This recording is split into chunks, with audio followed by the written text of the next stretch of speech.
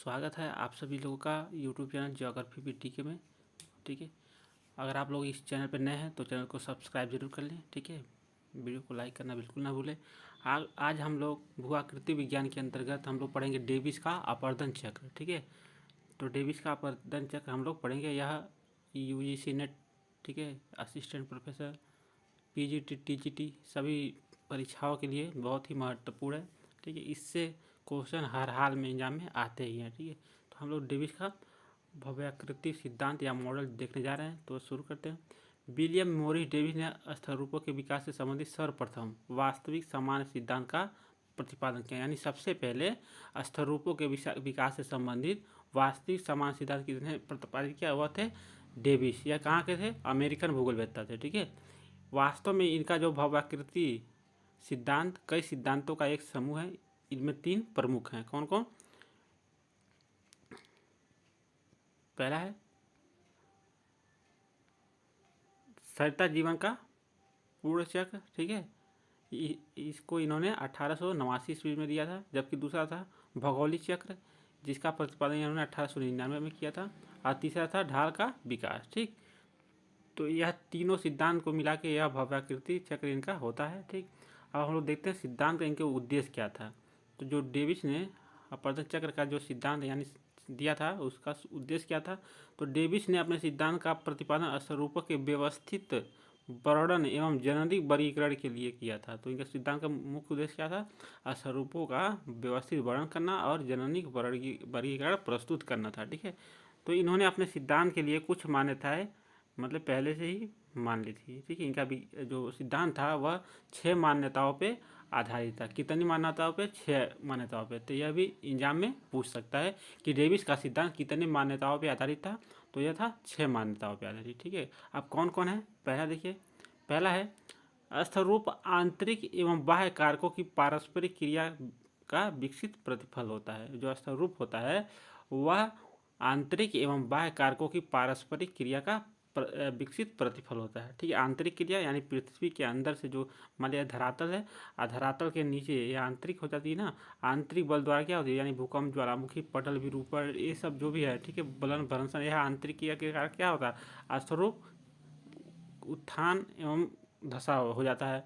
उसके बाद इस पे बाह्य कारक, बाह्य कारक में तो मतलब हवा, नदी, ठीक है, हिमानी, यह सब क्रिया कार्य करते हैं। दोनों मिला के जब क्रिया कार्य होता है उसी का विकसित प्रतिफल क्या होता है? स्थल रूप होता है। फिर दूसरा इन्होंने क्या कहा था? स्थल रूप का विकास इस तरह क्रमिक रूप में होता है कि पर्यावरण दशाओं में परिवर्तन के अनुरूप धरातली रूपों का व्यवस्थित अनुक्रम उत्पन्न होता है। ये दोनों मान्यताएं चक्रीय संदर्भ तंत्र से संबंधित है। ठीक है, इन्होंने कहा जो स्थलों का विकास इस तरह होता है कि क्रमिक रूप में होता है, यानी एक क्रम से होता है। ठीक है, फिर यह पर्यावरण जो दशाएं होते हैं उसके परिवर्तन के अनुरूप होता है। यानी पर्यावरण अगर चेंज होता है तो स्वरूप भी चेंज हो जाता है। तीसरा इन्होंने क्या कहा था? नदियाँ तब तक निम्नवर्ती अपवर्तन करती है जब तक प्रवर्तित यानी क्रमबद्ध दशा स्थापित न हो जाए। इस स्थिति की प्राप्ति के बाद नदियों द्वारा पार्श्विक अपवर्तन महत्वपूर्ण हो जाता है। यानी अब नदियाँ कब तक निम्नवर्ती का मतलब मान लिया ये तली है। ठीक है, तली का तब तक कटाव करेगी जब तक नदी आधार तल को नहीं प्राप्त कर लेगी। आधार तल क्या होता है उसका? किसी भी नदी का आधार तल क्या होता है? निम्नतम जो जहाँ वह जल गिराती है उसके मतलब अनुरूप काटाव कर दे। मान ली कोई नदी अगर समुद्र में जल गिरा रही है, मान लिया यह नदी यहाँ से उद्गम हुई और समुद्र, मान लिया पर्वत है। ठीक है, एक मिनट, मान लीजिए यह पर्वतीय क्षेत्र है। ठीक है, और ये महासागर है। ठीक है, अब महासागर यहाँ से नदी निकल रही है, नदी कहाँ पे जल गिराएगी? महासागर में। ठीक है, तो वह नदी तब तक निम्नतम निम्नवर्ती कटाव यानी नीचे की तरफ तब तक कटाव करेगी जब तक वह आधार तल को, मान लीजिए यह क्या है? आधार तल, यानी आधार तल को जब तक प्राप्त नहीं कर लेगी, यानी नीचे यहाँ पर आधार तल को जब तक प्राप्त नहीं की तब तक वह निम्नवर्ती कटाव करेगी। ठीक है, चौथा इनके मान्यता है पहाड़ी ढाल की क्रमबद्धता आधार से प्रारंभ होकर ऊपर की ओर अग्रसर होती है तथा पहाड़ी ढाल की प्रवणता मृदा गठन से नियंत्रित होती है। ठीक है, जो पहाड़ी ढाल की क्रमबद्धता है वो उन्होंने बताया आधार से यानी नीचे से प्रारंभ होकर ऊपर तक जाती है। ठीक है, पांचवा इन्होंने क्या कहा था, जलवायु में परिवर्तन नहीं होते हैं। उपयुक्त तीनों मान्यताएं डेविस के भौगोलिक चक्र के समान प्रतिरूप से संबंधित है। इन्होंने कहा था जलवायु में परिवर्तन नहीं होते हैं, ठीक है। छठवां यानी अंतिम इन्होंने कहा था, अंतिम मान्यता इनका था उत्थान की दर एवं अवधि से संबंधित होती है। उत्थान की जो दर होती है वह अवधि यानी समय से संबंधित होती है, जो अलग अलग मॉडल में अलग अलग होती है। सामान्य मॉडल में उत्थान अल्पकाल में त्वरित गति से होता है तथा उत्थान के बाद क्या होता है, दीर्घ काल तक स्थिर दशा होती है। अन्य मॉडल के उत्थान की दर मंद परंतु दीर्घकालीन होती है। तो इनकी ये 6 मान्यताएं थी, ठीक है। अब इनका जो डेविस का भौगोलिक चक्र था, सर्वप्रथम, ठीक है, डेविस ने 1899 में भौगोलिक चक्र की संकल्पना का प्रतिपादन किया तथा बताया कि भौगोलिक चक्र, ठीक है, समय की वह अवधि है जिसके अंतर्गत एक उत्थित भूखंड अपर्दन के प्रक्रम द्वारा प्रभावित होकर एक आकृति विहीन समतल मैदान में बदल जाता है, ठीक है। इन्होंने कहा जो भौगोलिक चक्र है वह एक समय की अवधि है जिसके अंतर्गत जो एक उत्थित मतलब एक कोई पर्वत है वह अपर्दन के प्रक्रम द्वारा, कोई भी प्रक्रम हो, चाहे हवा हो चाहे नदी हो, ठीक है, उसके द्वारा वह क्या होता है, उत्थित जो स्थलखंड होता है वो आकृति विहीन मैदान समतल मैदान में बदल जाता है। मान लीजिए यह कोई पर्वत है, ठीक है, ठीक, यह पर्वत है तो यह उत्थित भूखंड हो गया। अपर्दन के प्रक्रम मान लीजिए यह नदी द्वारा, ठीक है, यहाँ पे प्रक्रम कौन सा कार्य कर रहा है, नदी, उष्ण आर्द्र, मान लीजिए यह जलवायु में पर्वत है तो नदी द्वारा, ठीक है। तो यह कब तक मतलब अपर्दन से प्रभावित रहेगा, जब तक यह समतल मैदान में मतलब परिवर्तित नहीं, मतलब इस तरह जब तक वो समतल मैदान में कट के खत्म नहीं होता तब तक वह अपर्दन से प्रभावित रहेगा, ठीक है। आगे इस तरह डेविस ने स्वरूपों के विकास में चक्रीय पद्धति का अवलोकन ऐतिहासिक परिवेश में किया। तो चक्रीय पद्धति का अवलोकन किसने किया, वह डेविस ने किया। किस संदर्भ में किया था, तो वह ऐतिहासिक परिवेश में किया था। उन्होंने बताया कि स्थलरूपों के निर्माण एवं विकास पर, ठीक है, संरचना प्रक्रम, प्रक्रम मतलब अपर्दन के कारक, कोई भी कारक हो सकते हैं प्रक्रम अपर्दन के कारक में, जैसे हवा हो सकता है, नदी हो सकती है, ठीक है, भूमिगत जल हो सकता है, हिमानी हो सकती है और सागरी लहरें हो सकती है, तथा समय, ठीक है, समय मतलब अवस्था का प्रभाव होता है किसी भी प्रक्रम में, ठीक है। संरचना यानी कोई भी चट्टान है वह कठोर है या मुलायम है, वह संरचना हो गई। प्रक्रम वह हवा से अपरदित होगी कि जल से, ठीक है। समय यानी 10 साल लगेगा, 20 साल लगेगा, ठीक है। इस आधार पर डेविस ने यह प्रतिपादित किया कि, ठीक है, क्या प्रतिपादित किया, डेविस ने प्रतिपादित किया कि स्थिर रूप जो होते हैं संरचना प्रक्रम तथा समय के प्रतिफल होते हैं। जो स्थिर रूप होते हैं संरचना प्रक्रम तथा समय का प्रतिफल होता है। किसने कहा, वह डेविस ने कहा, ठीक है। इन तीनों कारकों कौन कौन, संरचना प्रक्रम तथा समय या अवस्था को डेविस का क्या कहा जाता है, त्रिकूट कहा जाता है, त्रिकूट के नाम से जाना जाता है। तो एग्जाम में पूछेगा डेविस के त्रिकूट में सम्मिलित है तो क्या कह रहेगा, संरचना प्रक्रम समय या अवस्था, यह 3 रहेगा, ठीक है। यह परिभाषा पे भी पूछ सकता है, स्थिर रूप संरचना प्रक्रम तथा समय का प्रतिफल होता है, किसने कहा था, तो यह डेविस ने कहा था। आप लोगों को ये सब ध्यान देना है, ठीक है। अब जो भौगोलिक चक्र है डेविस का, जो 1899 में दिया था, ठीक है, यह एक चक्र पूरा होता है। यह जो संपूर्ण चक्र होता है 3 अवस्थाओं से होकर गुजरता है। कौन कौन, तरुण अवस्था, प्रौढ़ अवस्था और जीर्ण अवस्था, यह 3 अवस्थाओं से गुजरता है। अब हम लोग एक बार मैप इसका देख लेते हैं, ठीक है।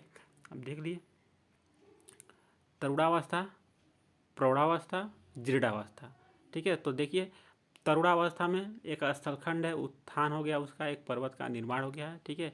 अब यह स्थलखंड जो है लास्ट में आके यह अपर्दन के निम्न कारकों द्वारा, मतलब कोई भी अपर्दन का कारक हो, चाहे हवा हो चाहे वायु हो, ठीक है, चाहे नदी हो, सॉरी हवा वायु तो क्यों गया, मान लीजिए हवा हो, नदी हो, हिमानी हो, भूमिगत जल हो या सागरी लहर हो, ठीक है, उसके द्वारा यह पर्वत का क्या हो जाता है, एक टील का छोटा सा एक आकृति विहीन मैदान हो जाता है, बीच में कोई मतलब कठोर चट्टानें रह जाती है, उसको मोनोडाक कहते हैं।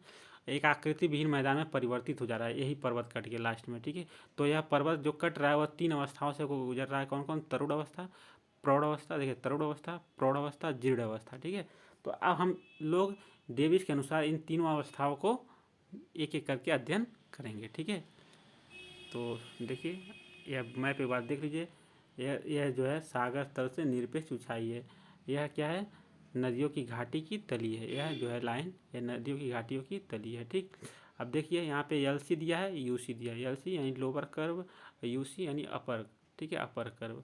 तो देखिए अपर कर्व जो है यहाँ से इस तरह वक्र बना रहा है, ठीक है, एक वक्र इस तरह बन रहा है और एक दूसरा वक्र इस तरह बन रहा है। ठीक है, दो वक्र यहाँ पे बन रहे हैं, एक मतलब निचला कर्व और एक है ऊपरी कर्व। ठीक है, दो कर्व यहाँ पे बन रहे हैं। अब इसके बारे में हम लोग देखते हैं तरुणावस्था। पहला जो अवस्था है कौन वाला, ए वाला। ठीक है, ए वाला, ये तरुणावस्था हम लोग देखने जा रहे हैं। इसमें क्या क्या होता है, ठीक, देखिए डेविस के अनुसार जो तरुणावस्था है, ठीक, यह क्या होता है, स्थल खंड के उत्थान की समाप्ति के बाद।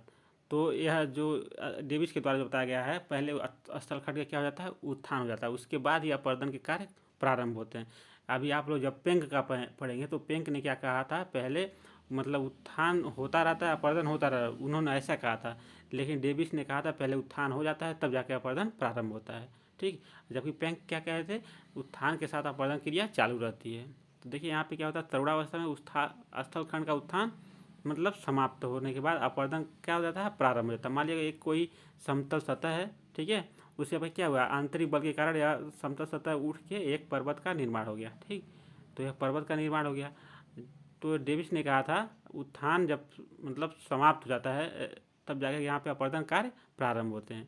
ठीक, तो स्थल खंड के उत्थान की समाप्ति के बाद अपर्दन का क्या हो गया, प्रारंभ हो जाता है। ठीक है, पहाड़ियों के शिखर तथा जल विभाजक के शिखरीय भाग अपर्दन से प्रभावित नहीं होते हैं। जो पहाड़ियों के शिखर भाग यानी, ठीक है, मान लीजिए कोई पहाड़ी है, इसके शिखर भाग, ठीक है, और जो जल विभाजक यानी दो पर्वतों के बीच में जो मान लीजिए एक नदी बह रही है, तो यहाँ पे जल विभाजक हो गया ना, इधर से देखिए, इधर से भी मान लीजिए नदी बह रही है, सॉरी, इधर से भी नदी बह रही है, यानी बीच में कोई पर्वत हो या ऊंचा हुआ स्थान हो, वो उसके दोनों किनारों कोई दो नदियाँ बह रही है, तो ये इसके बीच में ये भाग जो है वह जल विभाजक है। ठीक है, तो देखिए यहाँ पे दिख रहा है कि शिखरी भाग अपर्दन से, जल विभाजक और शिखरी भाग जो होते हैं अपर्दन से प्रभावित नहीं होते हैं। ठीक है, क्योंकि प्रारंभ में सरिताएं क्या होती है, बहुत छोटी छोटी होती है और दूर दूर होती हैं। इन लघु सरिताओं में शीर्षवर्ती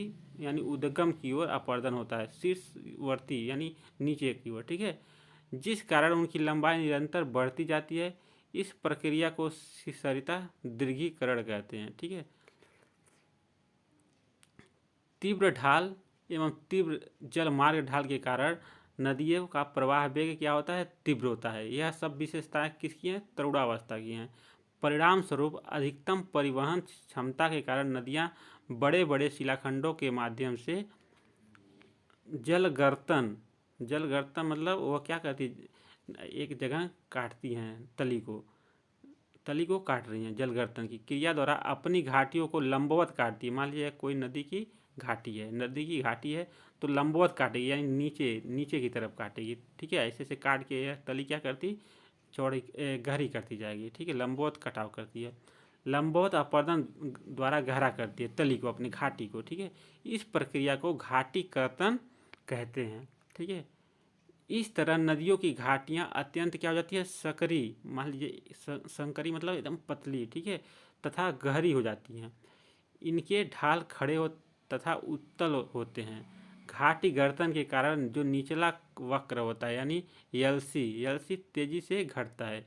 ठीक है, यह वाला, अब आप लोग मैप में देखिए, यह वाला देखिए क्या कर रही है, यह एलसी जो है तेजी से क्या हो रहा है, ये कट रही है। देखिए यहाँ पे जो एलसी था, यहाँ थोड़ा ऊंचा था, यहाँ देखिए कट के नीचे की तरफ आया। तो एलसी जो था यानी निचला कर्व वो तेजी से क्या होता है, घटता जाता है। ठीक, आगे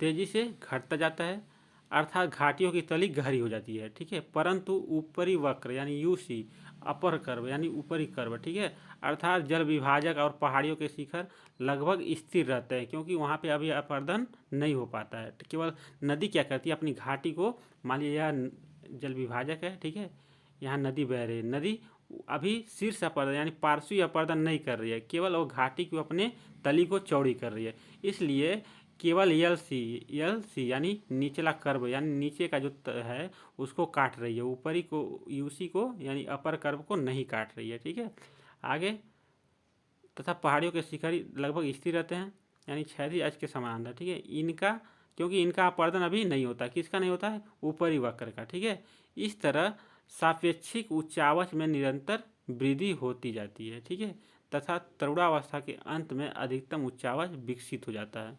संक्षेप में तरुणावस्था की निम्न विशेषताएं होती है। कौन कौन विशेषताएं होती हैं देख लीजिए। तरुणावस्था की पहला जो इसकी विशेषता, निरपेक्ष उच्छावच स्थिर रहता है, क्योंकि पार्श्विक जो अपर्दन होता है नगण्य होता है। यानी पार्श्व मतलब किनारे, नदियाँ मान लिया यहाँ पे दो पर्वत हैं, यहाँ नदी बह रही, नदियाँ ये पार्श्व यानी किनारे के अभी कटाव नहीं करती हैं, केवल तली को काटती हैं। तो यहाँ पे पार्श्वी अपर्दन क्या होता है, नगण्य होता है। किस अवस्था में, तरुणावस्था में। ठीक है, आगे दूसरा, घाटी के लगातार लंबवत अपर्दन यानी घाटी कर्तन तथा ऊपरी भाग के न्यूनतम अपर्दन के कारण जो सापेक्षिक उच्चावच में निरंतर क्या होती है, वृद्धि होती है। तो किस अवस्था में सापेक्षिक उच्चावच में निरंतर वृद्धि होती है, तो वह होगा तरुणा अवस्था। ठीक है, और निरपेक्ष उच्चावच स्थिर रहता है किसमें, तरुणावस्था में। ध्यान देंगे, पार्श्वी अपर्दन किस में नगण्य होता है, तो तरुणावस्था में। ये सब आप लोग पॉइंट जरूर ध्यान देंगे। ठीक है, आगे इसी में तरुणावस्था में ही घाटियों की आकार कैसी होती है, वी आकार की होती है। ठीक है, जिसके पार्श्व भाग उत्तल ढाल वाले, पार्श्व मतलब किनारे भाग जो होते हैं खड़े, उत्तल ढाल मतलब खड़ा ढाल। ठीक है, एकदम खड़ा ढाल वाले होते हैं। इस तरह गाज तथा कैनियन का निर्माण होता है। ठीक है, वी आकार की जो घाटी बनती है, इसी को थोड़ा सा और विस्तृत कर दिया जाए तो यह होती है, क्या होती है, गार्ज। ठीक है, अब यही गार्ज जो है एकदम सकरी पतली हो जाएगी और गहरी हो जाएगी, इसी को कहते हैं कैनियन। देखिए, पहले बी आकार की घाटी, फिर बी आकार की घाटी थोड़ा सा और और उसका विस्तार हुआ और घाटी गहरी हुई तो उसको कह दिए गार्ज। ठीक है, फिर कैनियन यानी और पतली और खूब बहुत ज़्यादा पतली, ठीक है, और गहरी जो अगर घाटी है उसको कहते हैं कैनियन, यानी गार्ज के विस्तृत रूप को ही कैनियन बोला जाता है। आगे देखिए विशेषता तरुणावस्था की, नदियों की अनुदैर्ध्य परिच्छेदिका। ठीक है, अनुदैर्ध्य, ठीक है, यानी इस तरह जो परिच्छेदिका बनेगी एकदम, ठीक है, सीधी, उसको अनुदैर्ध्य, या अगर इसको 90 डिग्री पे मोड़ दिया जाए तो उसको कहते हैं अनुप्रस्थ। ठीक है, अनुदैर्ध्य मतलब एकदम सीधी, अनुप्रस्थ मतलब वह मुड़ जाए। ठीक है, तो ये देखिए क्या कह रहा है, नदियों की अनुदैर्ध्य परिच्छेदिका यानी जल मार्ग में उच्छलिकाएँ तथा जलप्रपात बनते हैं। ठीक है, तो नदी क्या होती है, मान लीजिए इस तरफ पर्वतों से नीचे की तरफ आती है तो इस तरह जल गिराती जाती है, इस तरह। ठीक है, तो इसको कहते हैं उच्छलिकाएँ या जलप्रपात कहते हैं। तो तरुणावस्था में कौन कौन सी आकृति बनेगी, वी आकार की घाटी, बी आकार की घाटी, गार्ज और कैनियन। ठीक है, उच्छलिकाएँ और जलप्रपात, यह सब विशेषता बनेगी। ठीक है, अब हम लोग प्रौढ़ावस्था में देखते हैं। देखिए, प्रौढ़ावस्था जो है, प्रौढ़ावस्था के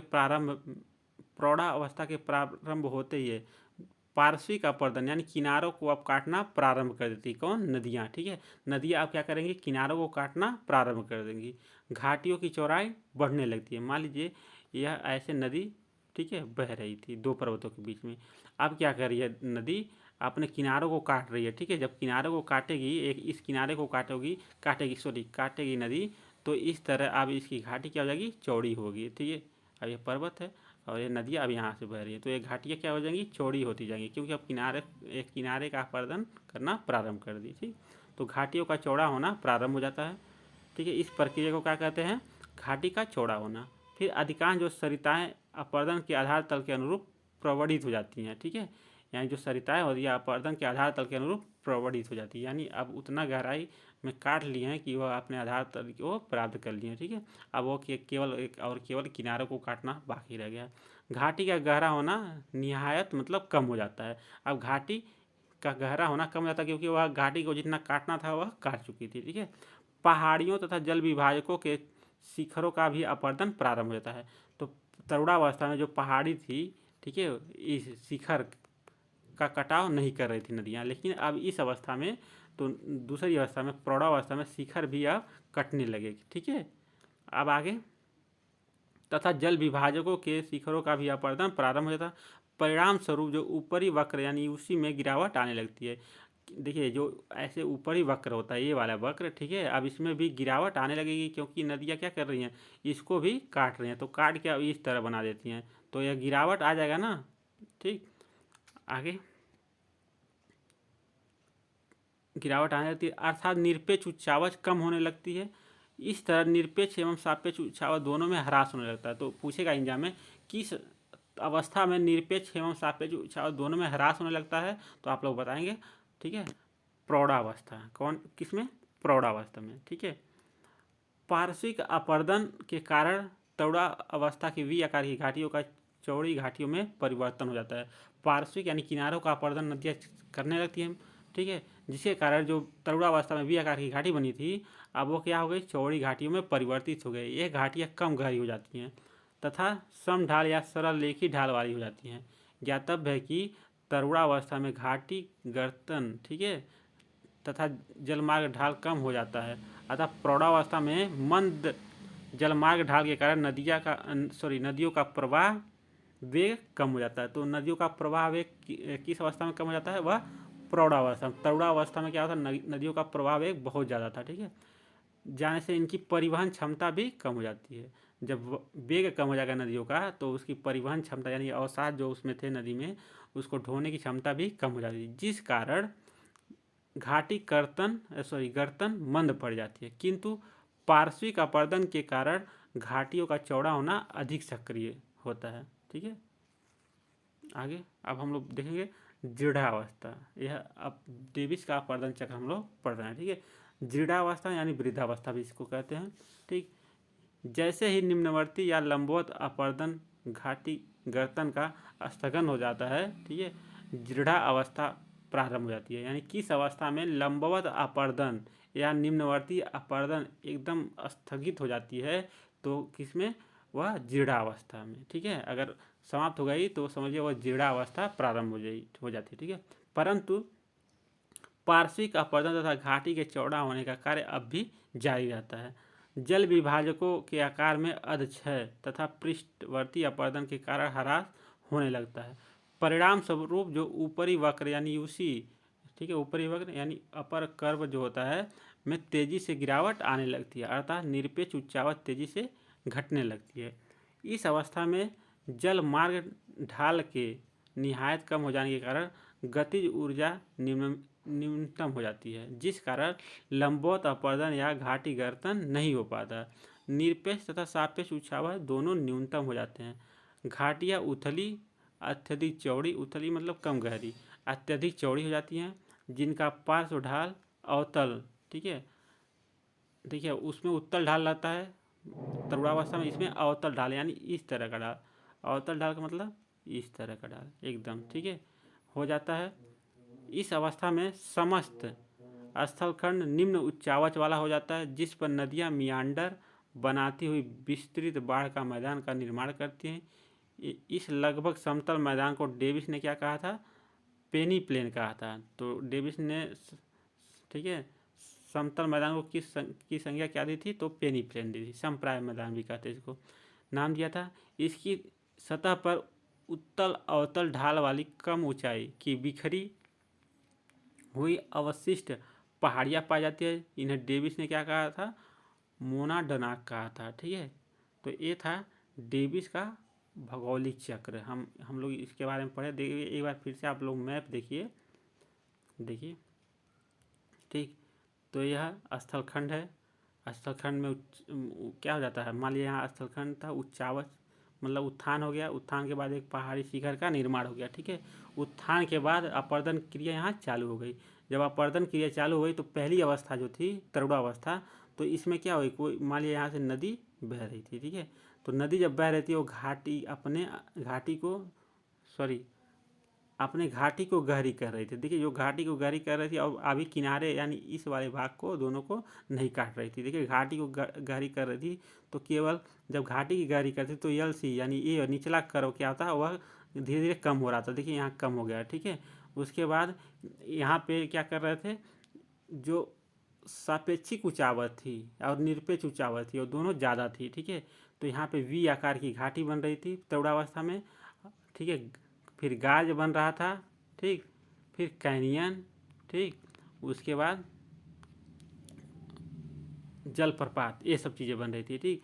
जब दूसरी अवस्था में पहुँचती है, ठीक है, नदी का अपर्दन कार्य, दूसरी अवस्था में क्या होता है, अब यह किनारे वाले को काटती है, किनारे वाले भागों को काटने लगती है, ठीक।